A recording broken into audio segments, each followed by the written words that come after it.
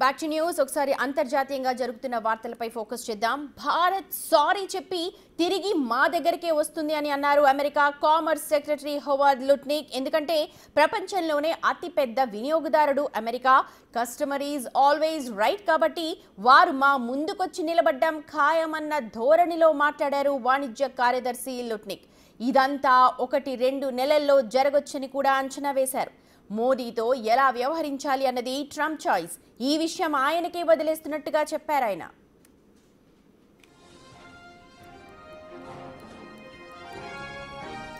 భారత్ ఏ వైపు ఉండాలో నిర్ణయించుకోవాలి. చైనీయులు కూడా అమెరికాకే అమ్ముతూ ఉంటారు, భారతీయులు అమ్ముతున్నారు, ఒకరికొకరు అమ్ముకోలేరు.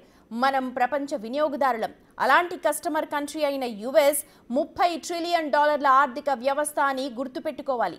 ఎంత పెద్ద తయారీదారుడైనా చివరికి రావాల్సింది వినియోగదారుడి దగ్గరికి. ఎందుకంటే కస్టమర్ ఈజ్ ద కింగ్ అన్నది అందరికీ తెలిసిందే కాబట్టి ఇదే జరుగుతుందని తాను విశ్వసిస్తున్నట్టు చెప్పారు లుట్నిక్. కెనడా కూడా తమ మీదే రివర్స్ సుంకాలు విధించిందని, ఇప్పుడు వారి జీడీపీ -1.6%, నిరుద్యోగం 8%కి చేరుకుందని అన్నారు లుట్నిక్. దీంతో కెనడా దిగివచ్చి సుంకాలను తగ్గించింది అని చెప్పారు. కాబట్టి భారత్కి కూడా మరో దారి లేదు అన్నది అమెరికా వాణిజ్య కార్యదర్శి ఫైనల్ కమెంట్గా ఇక్కడ మనకు తెలుస్తోంది.